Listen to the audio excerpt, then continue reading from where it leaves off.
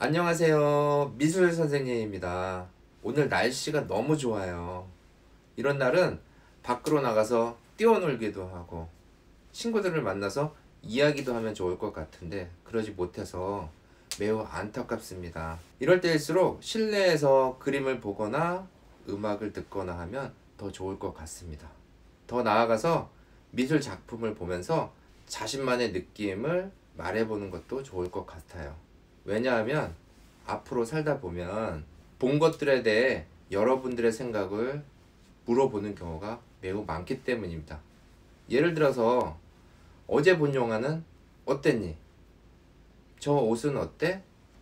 저 그림은 어떠니? 인테리어는 어땠니? 이렇게 다른 사람들이 여러분들의 생각이 어떠한지를 물어볼 때가 많이 생길 테니까요. 특히 나중에 데이트하면서 상대방이 미술관에서 저 그림은 어때? 라고 물어보면 여러분들은 어떻게 대답을 하실 건가요? 그냥 좋아, 나빠라고 대답하기에는 좀 그렇지 않을까요? 또는 면접에서 무작위로 어떤 대상을 주고 보고 느낀 점을 즉흥적으로 물어보면 여러분들은 어떻게 대답하실 건가요? 이럴 때를 대비해서 미술의 관상 관점을 배워두면 생활 속에서 여러분들의 생각을 표현하는 실력을 배가시켜 줄 수 있고, 더 나아가서 자신만의 생각을 표현하는 능력도 발전시킬 수 있을 거라고 선생님은 생각합니다. 또한 다른 사람에게 자신의 생각을 자신있게 이해시킬 수 있다고도 생각해요. 그럼 이제 인생에 꼭 필요한 생존 미술 감상을 배워보도록 할게요. 렛츠고! 자, 감상법 수업을 진행해 보도록 할게요. 자, 오늘은 이 작품을 예시로 해서 감상을 해 보도록 하겠습니다. 일단 이 작품은 여러분들이 보았을 때 어떤가요? 그 느낌들을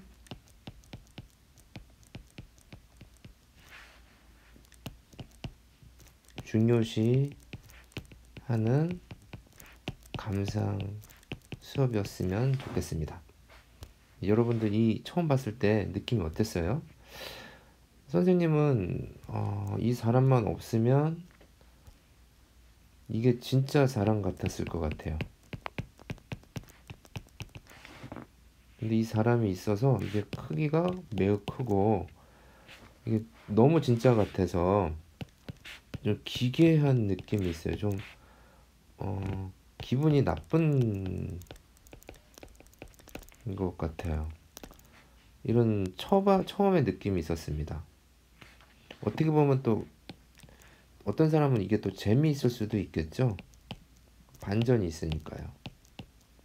다양한 감정들이 생길 수가 있습니다. 이것을 만든 작가는 론 뮤익이라는 극사실주의 작가입니다. 극사실주의니까 사실적으로 만들 때 그보다도 더 똑같이 만든다는 거예요. 사람보다도 더 똑같으면 좀 이상하겠죠. 그런 느낌을 노리는 작가입니다. 자, 이 작가의 작품을 통해서 모방주의, 표현주의, 형식주의, 맥락주의적 관점에서 오늘 감상을 하겠습니다. 자, 이렇게 감상을 하려면 모방주의의 정의가 무엇이고 표현주의, 형식주의, 맥락주의의 정의가 무엇인지 우선 알아야겠죠. 그것에 대해서 지금 알아보도록 하는 시간을 가져보겠습니다. 자, 일단 그 작품을 한번 다른 각도에서 찍은 것을 가져와 보았습니다. 어때요? 웅크려 앉아 있는 모습이고 머리카락 한 올 한 올 너무 사람과 똑같고요. 자, 이거 위에서 찍은 겁니다. 이런 척추의 뼈 하나하나까지도 되게 주름 하나까지도. 자, 일단 이런 작품들을 모방주의 관점에서 한번 알아보고 직접 써보도록 하겠습니다. 자, 모방주의는 모방이 뭡니까? 따라하는 것이죠. 무엇을 따라할까요? 자연에 있는 대상을 따라 그리는 것을 말합니다. 그러면 그 잘 그렸다는 기준이 무엇일까요? 똑같냐는 거겠죠. 그러니까 그대로 사실적으로 표현했는가를 가지는 비평 방법입니다. 그러니까 즉 작품 무엇을 묘사하고 있는가, 작품은 대상을 표현하고 하였는가, 이런 질문에 대한 답변을 하게 되면 문장이 만들어지겠죠. 자, 이거는 어떤가요? 일단 소년을 그리고 있는데 어떤 자세를 그렸나요? 웅크려 앉아있는 자세. 그리고 이 머리털, 눈썹, 눈동자, 그리고 이런 주름, 목 뒤에도 주름이 있었죠. 이런 주름들까지도 너무 사실적으로 표현했습니다. 그러니까 너무니까 극사실적으로요. 자, 이런 느낌을 가지고 어떻게 글을 썼는지 한번 예시를 보도록 합시다. 자, 읽어볼게요. 이 작품은 상의를 벗은 채 반바지를 입고 앉아있는 소년을 표현한 작품이다. 소년의 머리카락, 눈동자, 눈썹, 옷, 피부, 근육과 뼈의 질감을 그대로 재현하여 마치 실제 사람과 똑같이 보이도록 했다. 또한 앉아있는 자세나 팔의 움직임에 따른 근육과 얼굴 표정에 따른 주름까지 세밀하게 묘사하여 진짜 사람이 앉아있는 것 같은 착각을 불러일으킨다. 자, 사실적으로 표현했는가에 대해서 눈으로 보이는 것들을 관찰해서 어떻게 관찰했나요? 자세히 그리고 구체적으로 관찰한 것을 나열했죠. 그러니까 자세히 관찰하는, 사실적으로 어떻게 표현했는지를 자세히 관찰하고 자신만의 느낌으로 적게 되면 됩니다. 자, 그 다음 관점을 한번 보도록 할게요. 자, 두 번째 관점은 표현주의 관점입니다. 표현주의는 어떤 표현일까요? 표현이 그러니까 개인적인 감정과 인상, 느낌을 말하는 겁니다. 그러니까 작품에서 느껴지는 개인적인 인상과 느낌을 가지고 비평하는 방법입니다. 어떤 느낌이 드는가? 감정이죠. 느낌. 특별히 떠오르거나 생각나는 것이 있나요? 이것을 보았는데 특별히 생각나는 것이 있나요? 이렇게 질문을 던져보고 적어보면 되겠죠. 작품을 본 첫 느낌은 무엇인가요? 선생님은 이 작품을 처음 보았을 때 어떤 느낌이었냐면 기괴했어요. 그리고 너무 크다. 그래서 약간 무섭다. 이런 느낌을 받았었거든요. 자, 이러한 느낌을 적어놓고 글을 나열을 한번 해보도록 합시다. 전시장 배경이 보이지 않았다면 작품이라고 생각하지 못할 정도로 살아있는 사람과 똑같이 만들어졌다. 불안한 표정, 웅크리고 있는 자세가 마치 소인국에 잡혀온 거인과 같이 보이기도 한다. 어디 좁은 공간에 갇혀서 웅크려 앉아있는 느낌이었거든요. 자, 표현주의는 이런 내용이라는 것을 알고선 자신의 눈으로 관찰한 것들, 그걸 바탕으로 자신의 개인적인 느낌들을 적게 되면 됩니다. 자, 다음은 형식주의입니다. 미술의 형식은 조형 요소화 원리라고 해요. 그러니까 조형 요소화 원리를 기준으로 해서 비평하는 방법을 형식주의 비평 관점이라고 할 수 있겠죠. 자, 그러면 조형 요소화 원리가 무엇일까요? 자, 조형 요소, 형태를 만드는 요소화 원리. 그러니까 미술 작품들을 보았을 때 이런 것들을 어떤 아름답다, 추하다 이런 것을 만드는 그런 모든 느낌들을 세부적으로 다 나누어 본 거예요. 그러니까 미술 작품들을 나누다 보면은 가장 작은 요소들이 나오겠죠. 그 요소들이 선, 색, 형태 이런 것이라는 겁니다. 좀 더 추가하자면 점, 선, 면, 형태 이런 것들을 말하겠죠. 그리고 조형 원리. 조형 원리는 이런 조형 요소들이 모이기 시작하면은 그 관계성에서 어떤 느낌을 만들게 되거든요. 공통된 느낌. 이런 것들을 조형 원리라고 합니다. 거기에는 조화, 균형, 변화, 통일, 비례, 대비 이런 것들이 있겠죠. 자, 그리고 하나 뺐는데 여기에 아까 전에 그 다음 그 감상을 보게 되면 질감도 있습니다. 질감이라는 것은 이런 거겠죠. 피부 질감, 나무 질감, 머리 질감 이런 것들을 말할 때 질감이라는 용어를 쓰게 되는 것이죠. 자, 이런 조형 요소인데 여기 보면 이 작품을 봤을 때 두드러진 조형 요소와 조형 원리 어떤 것이 있을까요? 자, 그리고 이것을 만들 때 쓴 재료와 도구, 표현 방법에 대해서도 형식주의 관점에서 감상의 글을 만들게 되면 됩니다. 자, 이제 어떻게 글을 썼는지 한번 보도록 합시다. 이 작품은 실제 사람의 크기의 5배 정도의 크기이나 신체의 비율은 실제 사람과 동일하다. 작가는 피부, 머리카락, 눈동자, 손톱과 발톱, 웅크린 자세에서 두드러진 근육과 뼈의 형태와 질감을 사실적으로 묘사했다. 이를 위해 작가는 실리콘 위에 섬유 코팅하고 머리카락, 눈썹, 속눈썹 등을 심었다. 웅크리고 있는 하체와 무릎에 기대어 머리를 살짝 감싸고 있는 팔이 무게의 중심을 잡아준다. 자, 이걸 봅시다.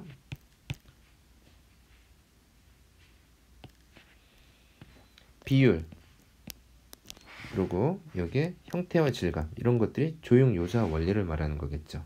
그리고 여기 2줄. 이를 위해 작가는 실리콘 위에 섬유 코팅하고 그 위에 머리카락, 눈썹, 속눈썹 등을 심었다. 이것은 무엇일까요? 표현 방법이겠죠. 표현 방법,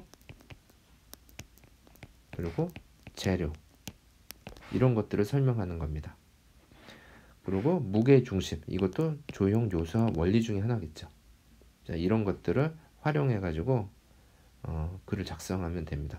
이 부분이 좀 어려울 수가 있어요. 조형 요소와 원리와 재료 이런 것들이요.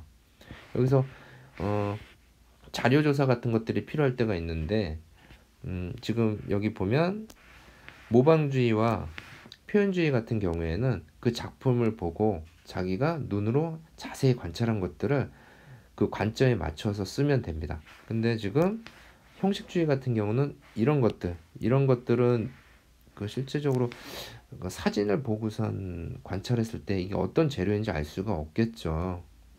알 수 있더라도 정확하진 않겠죠. 그렇기 때문에 이런 것들은 인터넷 검색 또는 책 등을 통해서 자료 조사가 필요하겠죠.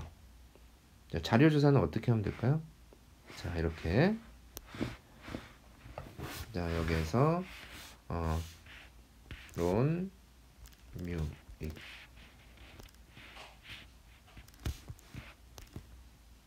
자, 이런 것들 론 뮤익에 대해서 이런 것들이 많이 나오거든요. 선생님도 이런 것들을 검색해서 자료를 키워드로 적어 놓고 이제 살을 붙여서 만드는 작업을 합니다.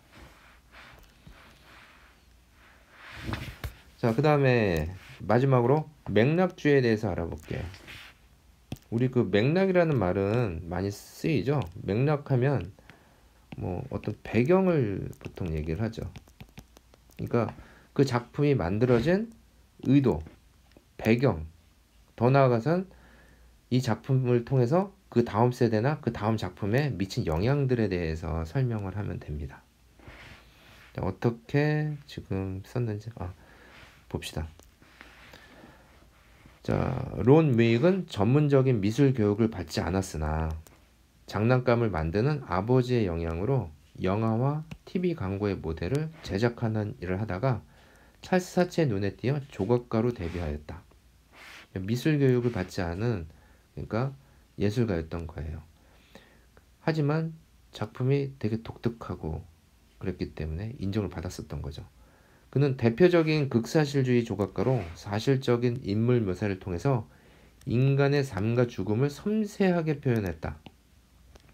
극사실주의는 육안으로 볼 수 없는 사람의 미세한 피부 조직 따위를 기계적으로 확대하여 잔혹한 인상을 주거나 충격 효과를 유발하고 극도로 사실적인 표현을 통해서 사실주의 허구성을 드러낸다.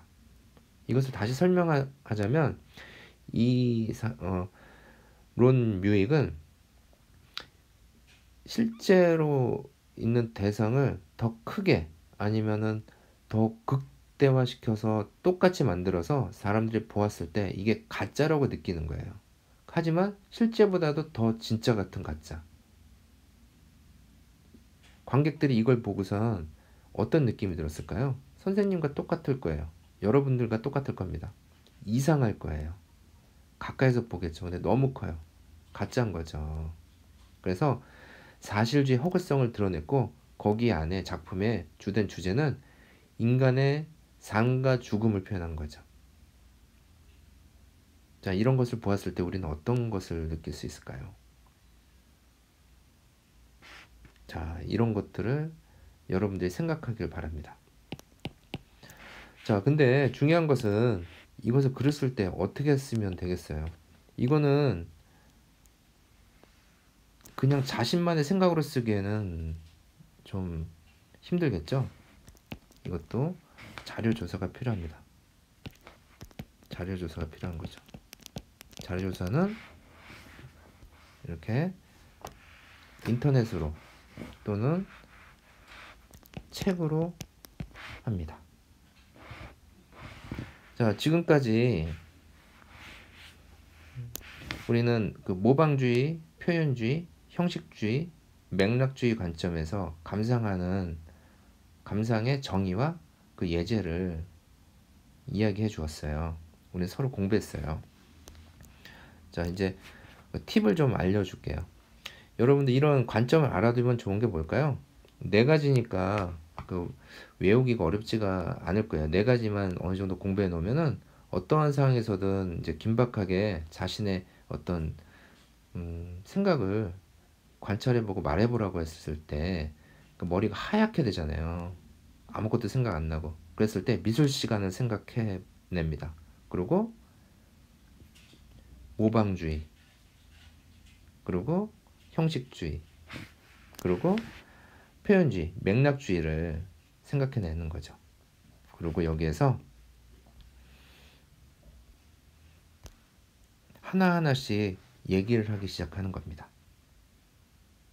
그러면은 좀 시간을 벌 수 있거든요. 생각하면서. 그리고 미술로 감상을 하게 되면 쉽게 갈 수 있는 게 뭐냐면 처음에 눈으로 본 것들에 대해서 이야기하게 되거든요. 그러면은 연관성 있게 얘기를 하게 돼서 그 다음에는 자신의 생각을 거기다 덧붙일 수가 있거든요. 구체적으로. 그러니까 아무것도 생각 안 나던 상황에서 구체적으로 눈으로 보면서 연결성 있게 문장을 만들기 시작하면 긴장감도 떨어지고 그러면서 자신의 실력을 다 발휘할 수 있는 것이죠. 그러다 보면 네 가지 관점 외에도 자신의 생각을 더 크게 발전시킬 수 있는 자리를 만들게 되는 겁니다. 자, 그래서 그렇게 하시면 되고, 그다음에 네 가지 외워둔 다음에 이제 글을 쓸 때는 어떻게 하면 되느냐? 그 관점의 키워드에 맞게 자신이 느낀 점을 적어 놓는 겁니다. 그리고 자료 조사가 필요한 것들 있었죠. 형식주의하고 맥락주의. 맥락주의에 있는 것은 인터넷이나 책에서 자료를 조사하고 그것을 키워드로 적어 놓습니다. 그리고 더 자신의 의견을 추가하는 것이죠. 그래서 이렇게 우선 키워드로 간단하게 적어 놓고 그 키워드를 중심으로 살을 붙여서 한번 만들고 그리고 수정하면서 글을 완성하면 멋진 글이 완성이 되죠. 그러니까 한 번에 이런 과정 없이 말로 표현하면 좋겠지만 결국은 이런 과정이 다 있기 때문에 숙련된 사람들은 적는 거 없이 말을 하는 거거든요. 근데 이런 연습을 하게 되면 그런 과정까지 숙련되게 되면 그 사람들과 똑같이 할 수 있는 거예요. 자, 오늘 마지막으로 마무리 정리를 해보도록 하겠습니다. 미술의 관점 네 가지가 있는데 모방주의, 표현주의, 형식주의, 맥락주의가 있죠. 자, 모방주의는 어떠한 기준으로 작품을 감상하는 거였나요? 네, 사실성이죠. 모방은 똑같이 그리는 거잖아요. 사실성을 기준으로. 표현주의는요, 자신이 느꼈던 감정, 느낌, 처음 보았을 때 느낌, 이런 것들을 기준으로 해서 보는 거죠. 형식주의는 조형,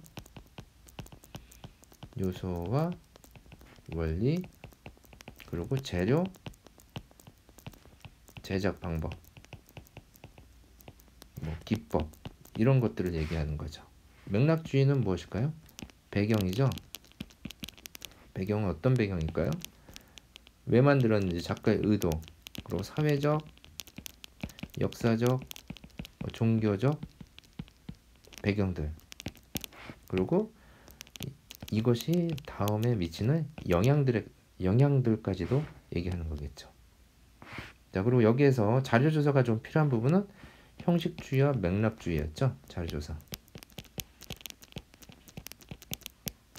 자료조사는 인터넷이나 책. 자, 이렇게 해놓고, 자, 이 기준을 통해서 키워드를 적는 거죠. 자, 키워드는 파란색으로 합시다. 자, 존 뮤익의 소년, 보이라는 작품을 보고 맨 처음에 키워드를 작성할 때 어떻게 하면 좋을까요?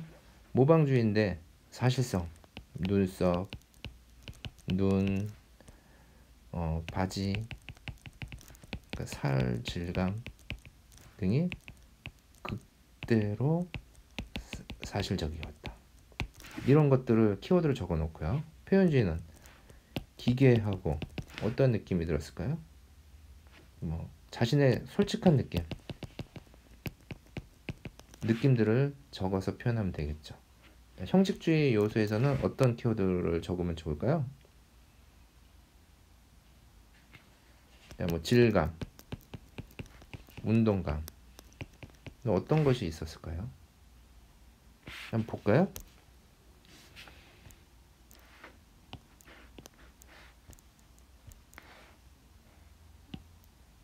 여기에서는 이게 있었군요. 자, 여기서는 제작 방법들이 많이 있었죠. 실리콘으로 재료 같은 것들, 그리고 만드는 방법들에 대해서 썼죠. 이런 것들을 관찰해서 쓰면 됩니다. 맥락주의는 배경이 있었죠. 의도, 삶과 죽음은 극사실적으로. 그리고 어떤 것이 있었을까요? 가짜를 강조하기 했던 거였죠. 실제보다도 더 진짜 같은 가짜. 거기에 대한 그 미세한 그 사이의 혼돈을, 그러니까 그러니까 사람들이 거기서 느끼는 감정들을 노린 것이죠. 자, 그래서 이런 식으로 키워드를 적어놓고 여기에서 살을 붙이시면 됩니다. 오늘 론 뮤익의 극사실주의 작품을 보고 감상문을 써보았습니다. EBS 온라인 클래스 이 강좌 밑에 감상문 활동지를 업로드해 놓을게요. 그것을 다운로드해서 프린트하시고 자신이 좋아하는 작품을 선택하시면 됩니다. 그러니까 선생님이 선택하는 게 아니고 여러분들이 좋아하는 작품을 선택하시면 돼요. 그리고 그것에 대해 4가지 관점으로 한번 써보도록 하겠습니다. 자, 그럼 남은 시간 동안 한번 작성해 보도록 할까요? 자, 한번 시작해 보도록 합시다. 자, 스타트!